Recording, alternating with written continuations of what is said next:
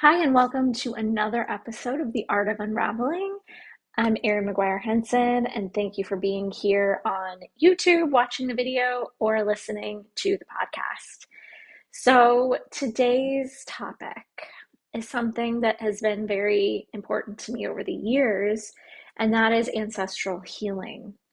And why is that important to me? Well, I have been in the healing arts field now for, really since 2007. Not necessarily that whole time working in the healing arts, but rather doing it on myself. And then in 2010 is when I started my business. But so I've been on a journey with healing. If you've been around here, if you've read my book, The Art of Unraveling, then you know I've got a story of trauma, childhood trauma, growing up with a narcissist and alcoholic, and just growing up in chaos and feeling that unworthiness, feeling that not good enough, feeling unloved, and all the things that that did to my system and to my beingness.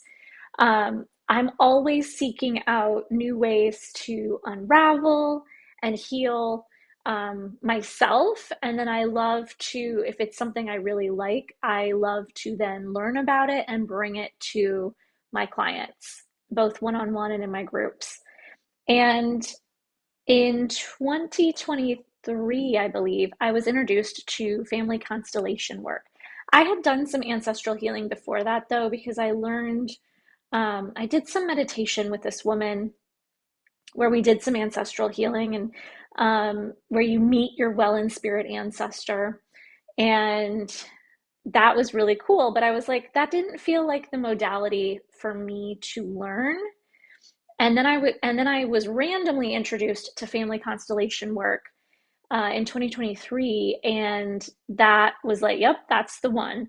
And it's such a beautiful process. I did my own session, or I did a session with the practitioner, and then I learned through her study.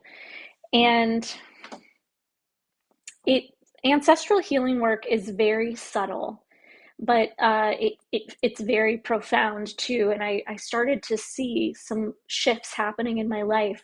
Some really, really old trauma was able to come up and be worked through. Something that I had repressed that was quite damaging actually came up after doing a family constellation work. And although that was not fun, I was able to really, um, using this process, heal that over time. And so it's also come up for me just different things with like money, relationships, carrying for people.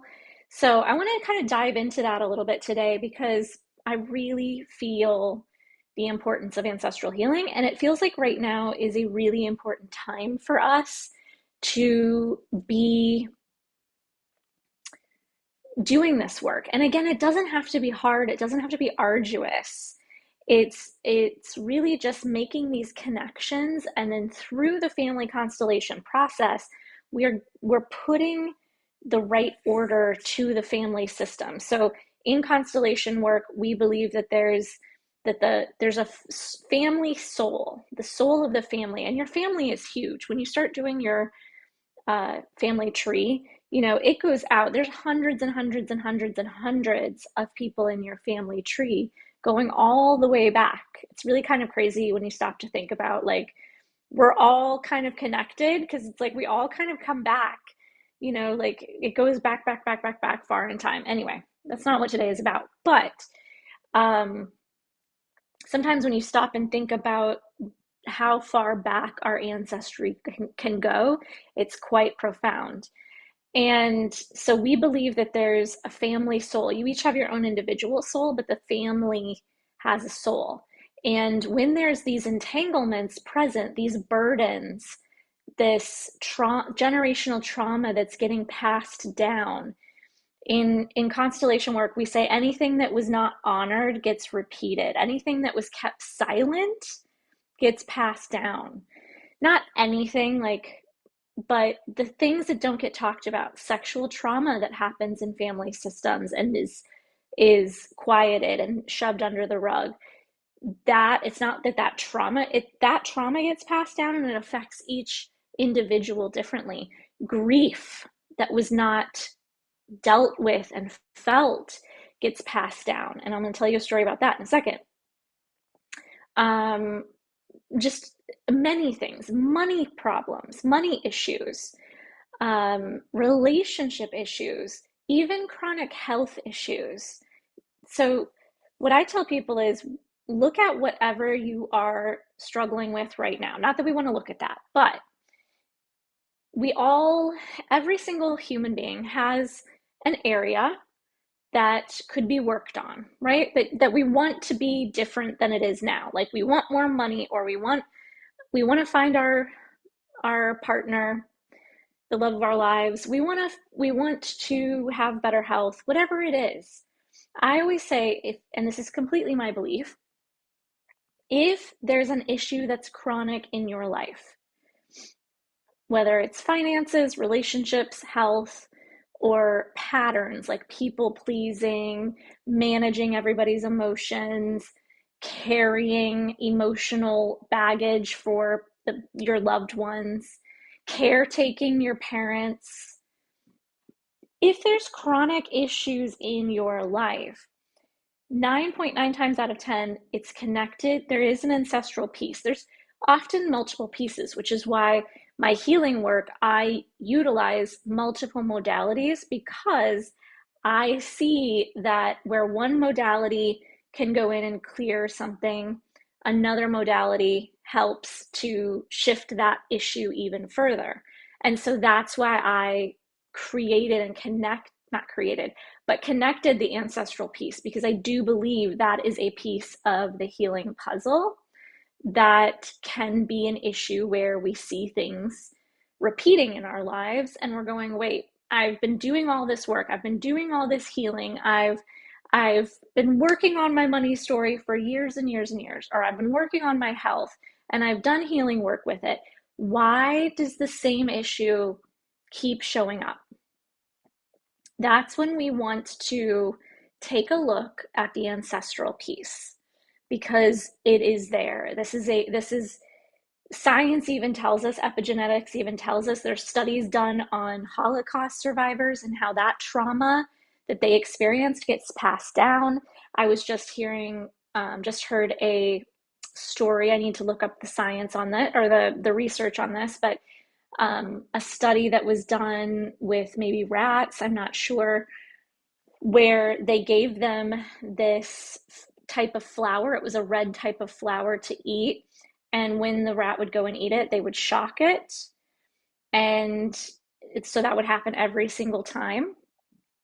So, again, forgive me if the details are off here, because literally this is just through telling. Somebody told me this. Um, but I've heard several different studies like this. So I'm repeating it because I know if this isn't right, there's something similar. But anyway, so they give the particular flower. It was a bright, I just remember the color being red. It was a bright red flower or something that these rats, this bug, the person was telling me this, she thought it might have been a bug, but that they'd eat it and then the researchers would shock that bug or animal. And 2 generations forward of these babies of this animal would avoid that particular flower because they had evolved, right, to understand that eating that meant pain. So this is a one example, and sorry, I did not prepare to say that in this podcast today, but it just popped into my mind, and it's one of many studies that are out there that prove that trauma gets passed down. So what our ancestors experienced, and I just taught this in a local class here, and somebody said, well, my mom didn't have that, but I see my grandma had that. And it's like, look, it doesn't matter. This stuff can sometimes skip a generation, or it could be from ancestors way far back. For instance, I had something come up that I'll share here in a moment about it would be like my fifth great grandmother. And so you would think, why would I still be carrying that? But this stuff gets repeated, it gets passed down. If it's not talked about, if it's pain and grief, and let's be real, people before our generation didn't really do therapy, didn't really work through their problems. I mean, there was some of that, but it was very rare, especially in my family living in the Midwest. That's not something that you did. So these patterns get passed. And then what I'm seeing now, another reason why I feel that it's time. So I told you I did a different kind of healing, ancestral healing, before I found family constellation work. And when I did that, I met my well in spirit ancestor in a meditation. And she told me, "You are the chosen one." And I just remember being so pissed off because I was like, I don't want to be the chosen one. But I do believe the people that come into my orbit, and that includes you listening to this podcast, most likely, the people attracted to my work or interested in the pieces that I share, I do believe there's a lot of us sensitives, empaths, that are essentially the quote unquote chosen one for our lineage, where the generational trauma stops with us. So, I mean, I know so many light workers, highly sensitive humans, empaths that struggle with some of these different things, like myself too. And it's through that pain that we desire freedom from that pain, right? And so sometimes the pain become, not sometimes, but the pain, if we allow it to, can become the gift when we begin to learn these things. And when you are that chosen one, which, you know, it's even quoted in family constellation work that this stuff will just continue to pass until somebody, usually the most sensitive one, the most conscious one, is able to heal it. And when we become that person in our lineage, we heal it not just for ourselves, but for 7 generations back and 7 generations forward. It's so powerful. And I want to tell you a couple of personal stories that I've had that led me to want to create the program that I'm launching next month called Healing with Your Ancestors. I never wanted to do, or thought I would do an ancestral healing program, but it just came about. It came about because I started to see these deeper connections within me. And I've been doing family constellation work one-on-one, and I still do that. Anybody in my one-on-one programs, I do it with, but also you can hire me just for, 1 or 2 family constellation sessions, because I do believe it's so important, so powerful. But let me tell you about these 2 stories. So recently, doing a deeper dive into some more family constellation work, I came across this woman, and I created my family tree, and I started looking at my family tree, and because I wanted to make sure that I got things correct on the family tree, I started looking through some documents that I had taken pictures of with just like, with my phone. When my grandma went into the nursing home in 2021, um, my extended family was going through her belongings, and I wanted these documents that I can't remember who in our family, but it was like some very distant relative put together books for kind of both sides of my family. So not everybody, and it's not that deep, but enough to like really start to paint some pictures and to give more of a story and a background. So if you have that information, it's really interesting. Once you listen to this podcast, I invite you to like go Ask questions of your family members. Find out as much as you can. And you don't have to know everything to be able to do this work, but being able to have the connection to the story is quite powerful. Even just knowing like your lineage, like if you're German or Irish or Italian or English, just knowing that, and then kind of knowing the history, or maybe knowing a brief timeline of when your family came over from those places is helpful, because we can also trace,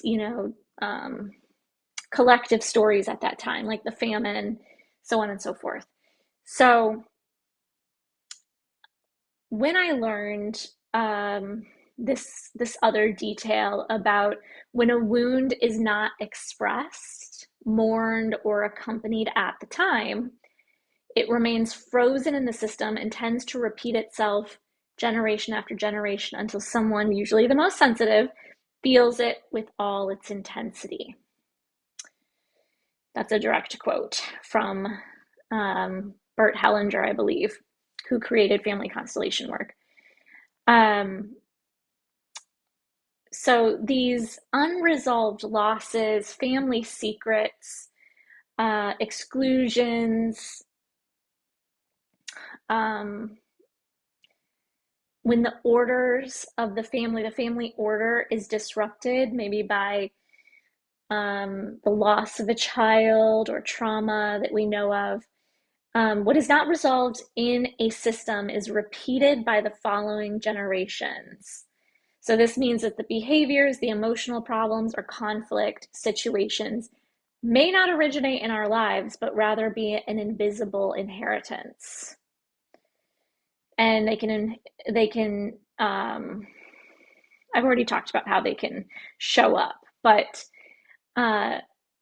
what I learned in that process too is like grief. So grief that was not felt gets passed down. And in these documents that I was sharing were found at my grandma's house. One of them is my grandpa's army leave, like the documents for leaving the army. And he actually was let go with honors. Or I'm forgive me if I'm not saying that properly, but he didn't have a Purple Heart, but he was released with honor. And I didn't understand what the document meant because it was all these abbreviations and I had no idea. He was in the Korean War. And I started typing in all of this stuff into Chat GPT just to see if I could get any information. And Chat came back with saying that my grandfather fought on the front lines and most likely did some sort of service that helped the greater good. I don't know. And that's why he received this honor. And it just went on to talk. I don't know much about the Korean War. And it went on to talk about how horrible that war was, and that, the front lines of the Korean War were very disorganized. Sometimes it was hand to hand combat. It was very scary. I'm sure he lost friends. Um, there were surprise attacks. It was very intense environmental conditions. I always remember him talking about the food being horrible, um, but he really didn't talk much about his time there. So, and then also there was the grief of he lost his dad when he was 12, and that was also something that he never talked about. So these things that these bigger things that happen that weren't talked about, that were kept not necessarily even secret, it's just like we just don't talk about that in here, gets repeated, gets passed down. And I can tell you when, and it was even giving an example about how like grief that is passed down can lead to chronic health issues. And I, in the past, have really struggled with chronic fatigue and thyroid issues, hypothyroidism. So I can tell you when I read what Chat said, because it said something about my grandpa was very courageous fighting in that war. All I know is my body physically, like just reading that, I wasn't thinking about anything. I was just thinking about my grandfather, and I read that line and my whole body just seized, and I was like instant bawling and like uh sighing, like like that kind of cry where it's like it takes your breath away instantly from reading that. And that tells me, as a healer for over 15 years of working with the body and working with the emotions, that tells me I was holding on to something and that in that moment it got shifted. So, the other story I want to share is that came about from those documents. And I'd had them before, but I hadn't really looked at them. And I hear this from people all the time. It's like, oh, yeah, I've got some stuff on my ancestry, but we don't like really look at it until we're being asked to create a family tree to the best of our ability and do the work the pre work that we do for a family constellation session. When I looked at those documents, I knew, so a lot of my family is Irish. I'm mostly Irish, and English. And on my same grandfather that was in the Korean War, my mom's dad, on his side, the McGuire side, if you know me, my maiden name is McGuire. Uh, he so it would be like my fifth great grandmother. So they came over in the 1850s, which is right around the famine. So that's where I say, if you know some collective trauma that was going on and you know like when your ancestors came over, that can often paint a picture of what they were trying to escape or what they were dealing with. Now, I don't know the story of what happened to them in the famine, if they chose to leave to go start a new life in America, or what I'm feeling happened is what was more likely is that they were probably running out of money, running out of food, watching friends and family members pass away because that's what was happening during the famine. I've been to Ireland several times now, and I was in there's a famous prison in Dublin. The name is escaping me right now, but it starts with a K. And I went through that, and I'm so glad I did because there was so much history there. I'm not a big museum or history person, but that history was absolutely fascinating to me. It was said that people would um, steal something just to go to prison or into the jail so that they could get bread. Like that's all that they fed the prisoners then was like bread and I don't know what else, but that people would commit crimes just to go to the jail so that they could get something to eat. That's how bad it was. So again, I don't know what my ancestry's history was with that, what their story was, but my great, great, great, great, great grandmother, Bessie is her name, was coming over with her father on the ship to America, and her dad got cholera, died, and had to be buried at sea because cholera was so contagious. They couldn't keep anybody that was infected with it on the ship, it had to be dumped over into the sea. So I think about the horror and the terror of running out of money and losing family members. And that terror was still living in me because even up until recently, and I just released this entanglement within the last couple of months, but even up until like, I would say the beginning of this year, like if a program was ending or something was shifting, I would feel this like, like in my chest, just like absolute terror that something that like terror with money going away. Like if a payment plan was ending or something like that. And I knew, I'm like, this doesn't feel like mine. This feels so intense. This feels way too big to be mine. Like, yeah, I had my own money stuff from this lifetime and, you know, different situations I've been through living in Los Angeles back in the day, or just growing up with a single mom and the struggles that I went through with my mom with money and stuff. But nothing that really felt like it could be terror that I was going to be broke on the streets, begging for money or something. Like that was kind of the feeling. Even though like I had money, it was still this like absolute terror feeling.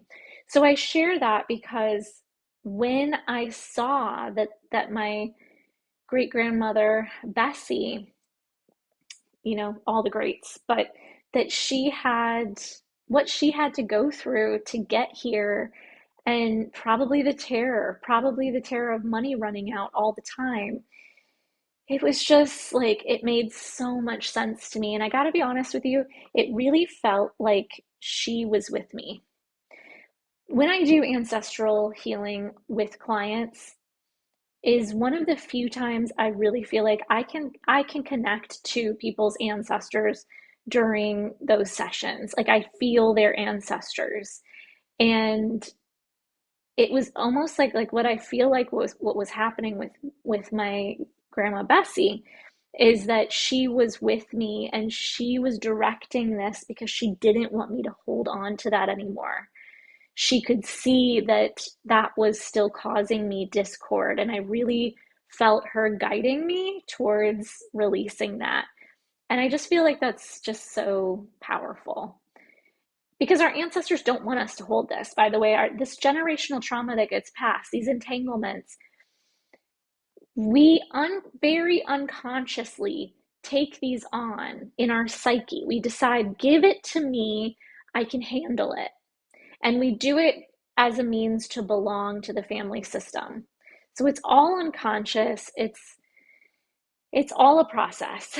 And making the connections to your stories and things that you're struggling with in this moment, and anything chronic, is definitely an indicator, in my opinion, that there is an ancestral entanglement involved.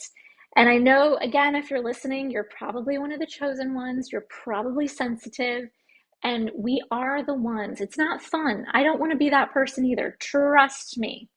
But we are, this lifetime that we're in right now is the golden age. We're really beginning to step into the golden age. And this is the time for those entanglements to be released because the consciousness that is evolving on this planet can no longer hold the vibration of those frequencies anymore. So eventually, we have to shift those chronic patterns, those chronic ancestral patterns.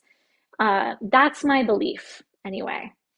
So I hope you enjoyed this. I truly find ancestral healing to be so fascinating and very powerful, very like a really felt experience. And so again, I created a program. We start in July 14th. But if you're listening to this much later, there will be options to do this later. So just check my website, purelightwellness.com. But we will be doing this starting in July. It's a 4-month program. We meet every month for a 2-hour live workshop. Of course, everything's recorded if you have to miss. And you also get meditations, a workbook, a lot of great things. Right now, until July 5th, there is a $50 coupon. So message me. Actually, I can leave the link below, and you'll just have to message me for the coupon code. So you can message me on Instagram at Pure Light Healing, purelight_healing on Instagram, or in my email, you'll find a link below the video or podcast. So I would love to see you in my Healing with Your Ancestors. This is a deep, profound healing shift you will see. You'll feel connected to your ancestors. You will feel them wanting to root you on. And over 4 months, we journey together to do this work. And it's a beautiful process. So if you're interested, let me know, or you'll find a link below this. And I just thank you for being here. Yeah, I'm very excited to lead this program, and I hope to see you there. Also, in my upcoming retreat, there's still a couple spots left for my Glastonbury retreat. Registration closes at the end of July 2026. So if that's calling you, we'll also be doing some ancestral healing during that retreat. It's just kind of part of my work now because it's so beautiful, it's so powerful. So let me know if you want any information on that. And I thank you for being here and hope to see you again next time.